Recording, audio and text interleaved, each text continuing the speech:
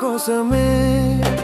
పాపాన్ని తొలగించే పరిశుద్ధుడు వచ్చాడు మా కోసమే.